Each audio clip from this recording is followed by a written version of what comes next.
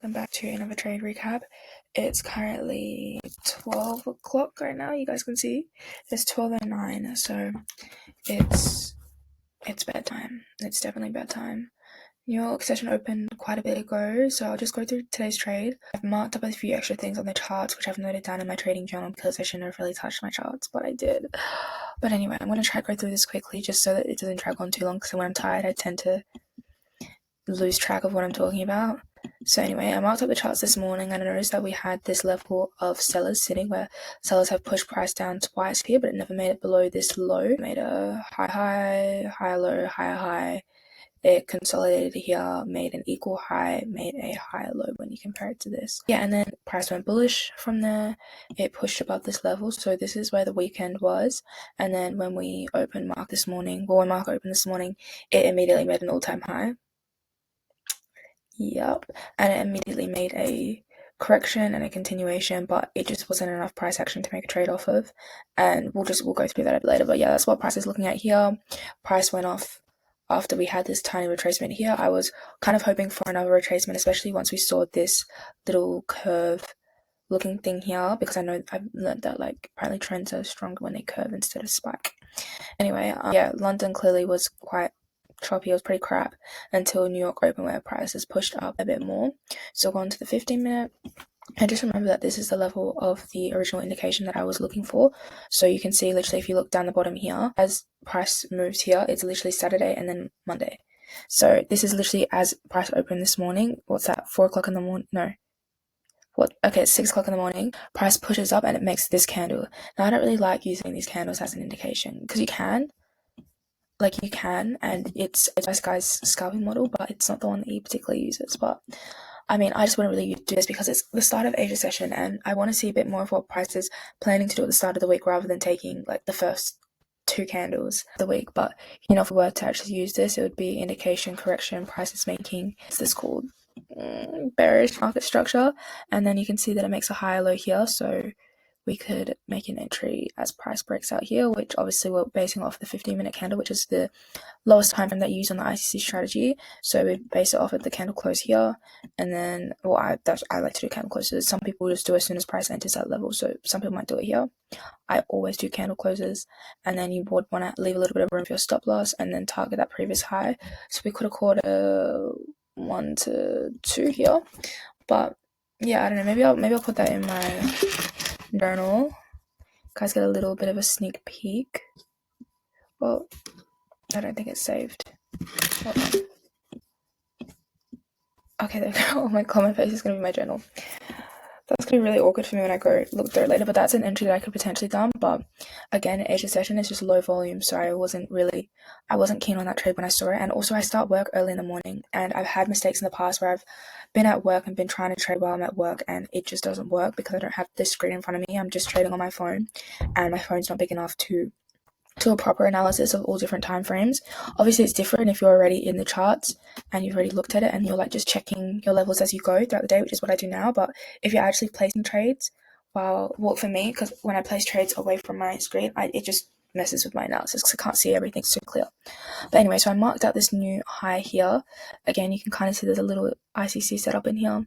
Would I have taken that? No. Like, look how tiny that is. Look at how small that move is. Like, I could take it, but come on now. Like, no, I'm not gonna lie, I just would not take that. And it's also an Asia session. I was working, but it's no excuse, but I just don't particularly like to trade Asia session. I don't know, maybe it might be something that I have to continue back testing and, collecting data off of, because, I don't know, I just have beef with it because I've been stopped out so many times because of no volume, but it's fine, we'll do more back tests. But for now, I'm still going to take entries in Asia, but I want to have them be super, super, super clear entries. So, like, say I was looking for an entry in Asia, I'd want to see price go up here like it did before, and then I'd want to see it go all the way back down into here, make the bullish structure, and then go above the level, and then I'll take my entry. So you can see here, it's like just missed my entry, so I might, whatever, and I just mark this level, and I put a little alert there, and then, yeah. And then here was kind of when I was like, oh, yes, we're going to get that full correction. No correction, it literally just went so close. Well, not really, because I want to see it go all the way back. down to this level, which obviously it never did. Because the reason why I'm saying this level is because it's the high time frame ICC setup. Like, yes, we've got a rejection candle or a retracement candle, or what do some people call this, a supply or something. But like, yes, we got that candle there, but that's not. It's hard to say, especially because I'm not super experienced. It's hard to say whether or not that is just considered like ICC and not to look for it later on. But we'll just see. We'll just see how price ends up going for the rest of this week. But yeah, what I was looking at when it came to later on, we got that quite choppy, not choppy, but like it was quite clear market structure in this little retracement here. And it was obviously bearish, so then price started breaking that. So it broke that high, broke this high, and then started forming its own bullish structure. And then I was like, okay, well, maybe I'll take an ICC off of this one. Clearly it's going to make new all-time highs. So I made an indication, correction, and you can literally see here what I wanted to see. I wanted to see price go down and then make bullish structure underneath this level. The thing is, I want price to be underneath this level when it makes bullish structure so that I can get a good R to R, and not only that, I'll have levels to target. So if I were to get into a trade here, I can't use this bullish structure because that's the move I'm supposed to be in the trade for.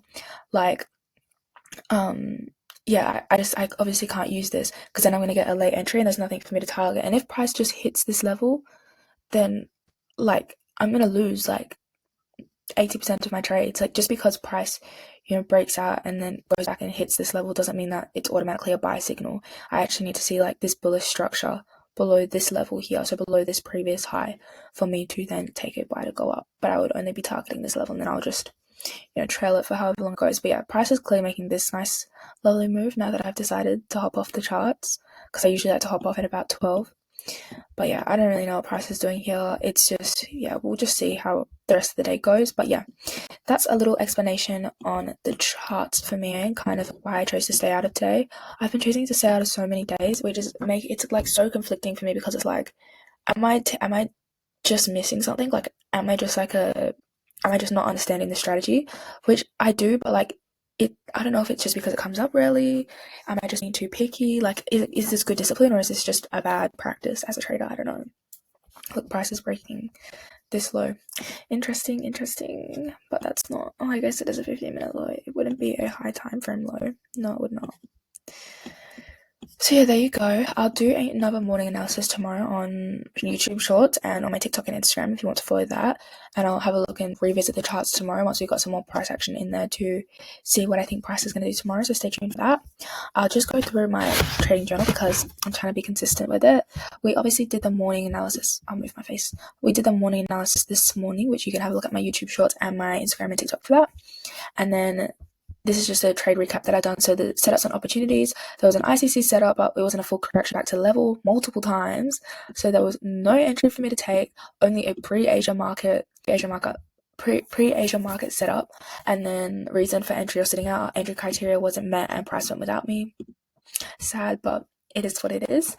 And then my emotions before, during, and after the session were calm, but I'm actually going to write in here, I'm just really tired, to be honest. Like, I almost fell asleep at like 8 o'clock, like 8:30, so that was like basically where market was opening, so I had to like stay up. I was gonna stay up anyway, but like it was just a little bit hard for me to stay up, so I was pretty calm during the session because I was tired. Like, I don't get like too irritated or like trying to take entries and stuff when I'm tired. I'm just like kind of trying to just chill. And then, did I follow my plan? Yes, I did. I did my journaling, I did my analysis, I waited for my setup to be formed, which it didn't form. Next, I noticed I started marking up the lower time frames and moving my alert because price wasn't hitting them. So later on in the session, I started moving my alerts around and you could see like I drew little arrows because I was like, okay, what's price doing now? What do I want to see? I started kind of zooming in a lot and trying to see what is going on and why there's no entry for me.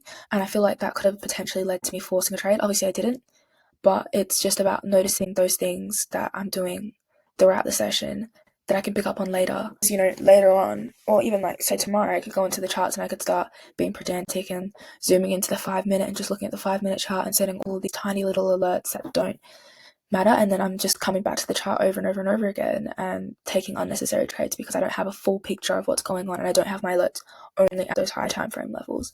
So the discipline rating, that was a 9, just purely because of marking up the low time frames and moving my alerts. So yeah, I feel like my discipline was pretty good today. And then the key takeaways is don't force trade even if it would have been right. So I said that because I could have forced a trade anywhere here.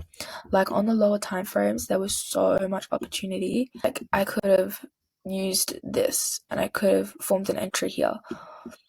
Now I'm looking at it. Would that have been a good entry? No, because there was no bullish structure before this candle. This big candle here, there's no bullish structure before that, so it would have been the same thing. It would have been like I was trying to buy up here, which it would have worked, but like look at how far away that is from the level. But anyway, yeah, I could have forced trades all throughout this that really would have had a lower percentage of winning, lower chance of winning. So yeah, I was just reinforcing that good habit that I had today. And then what I'll do better tomorrow is do the same thing, but don't touch the alerts or the levels. Or mark the chart. Okay, and then I just put a bunch of screenshots in here. That's my face. That's really awkward. And yeah, I'm pretty happy with that, to be honest, today. Again, you can see no trades today. Yeah, I'm pretty happy with that. I'm sure that other people caught trades today. I don't know. It is what it is. We'll probably see. We might see better opportunity tomorrow. We might not. We'll just see how it goes this week because again, it is New York. I mean, it is US shutdown at the moment. We are at all-time highs. It is just not a very good time for like the economy right now. So I understand, and I'm not trying to force or rush into the markets at the moment. And I'm still a beginner, so unfortunately, I don't have the advantage of all the time markets. So I'm just trying to humble myself and just, if I don't see a setup, don't force it because it's going to be harder to get rid of the habits later on. It is to just do the right thing at the start. But yeah, I'm so tired. I'm going to film a quick short form video going over the trade recap so everyone can see. But yeah, I hope you guys enjoyed this video, and I will see you guys in tomorrow's video for a trade recap and a trading diaries episode. I did post another trading diaries episode today if you guys want to check it out. I was talking about how I can improve in seeing my strategy, which you guys are seeing today is like I can see my strategy, but I don't know, sometimes I second guess myself and I'm not 100% confident. So I talk a little bit about that. But yeah, thank you guys so much for watching, and I'll see you tomorrow.